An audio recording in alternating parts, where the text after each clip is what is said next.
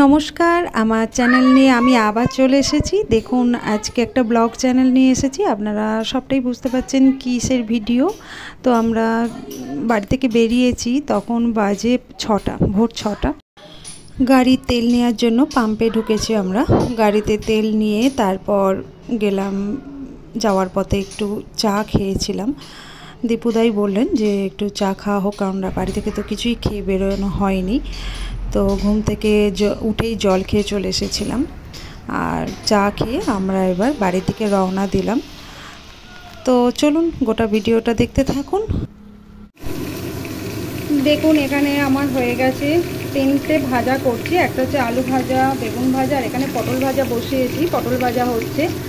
আর এখানে ইলিশ ভাপা করেছি।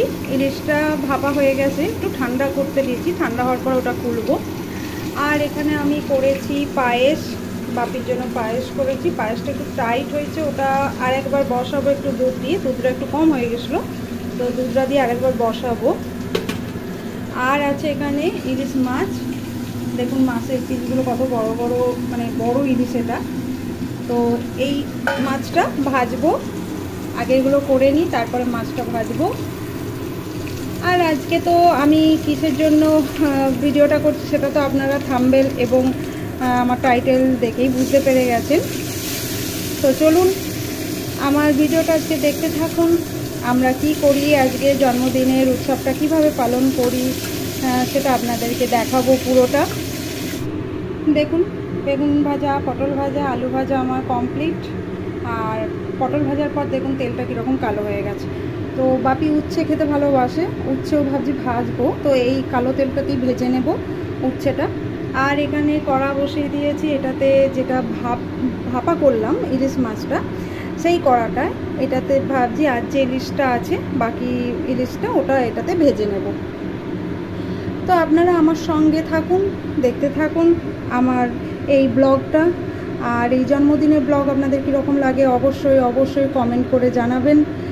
আর শেয়ার লাইক অবশ্যই করবেন। আর যদি ভালো লেগে থাকে, যারা আমার নিউ এখনও দেখেননি, এই দেখছেন আমার ভিডিও, যদি তাদের ভালো লেগে থাকে অবশ্যই আপনারা একটা সাবস্ক্রাইব করে যাবেন, আর বেল আইকনের অলটা প্রেস করে দেবেন, যাতে প্রথম নোটিফিকেশান আপনারা পেয়ে যান।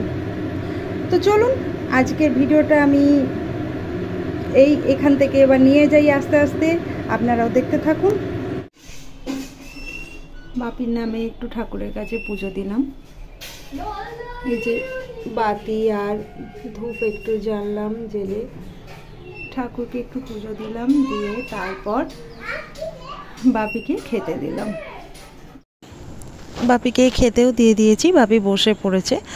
তো আমরা আজকে বাপির জন্য চিকেন বা মটন কিছুই করিনি, কারণ বাপি খাবে নাই বলেছিল। তো ইলিশ মাছ খাবে বলেছিল, ইলিশ ভাপা করেছি। আর পনির তরকারি করেছি, পনির দিয়ে আলু দিয়ে পোস্ত করেছি, চাটনি করেছি, আর দই মিষ্টি তো আছেই, পায়েস আছে। তো আর 3 রকমের ভাজা করে দিয়েছি বাপিকে, 3-4 রকমের। তো দেখুন নাতি নাতনি বসে দাদুকে খাওয়াচ্ছে। তো এই ভিডিওটা আপনাদেরকে তুলে দেখালাম। তো এই পর্যন্তই আমার ভিডিও আজকে। আমাদের আজকে দিনটা খুব ভালো কেটেছে, আমরা আনন্দেই ছিলাম। ব্যাস, আমি বাপির জন্মদিনের জন্যই এসেছিলাম, তো চলে যাব এবার। বেশিক্ষণ থাকবো না, বেশি দিন থাকার জন্য আসিনি। তো আজকের ভিডিওটা এই পর্যন্ত, আবার পরের ভিডিও নিয়ে খুব তাড়াতাড়ি আসছি। টাটা।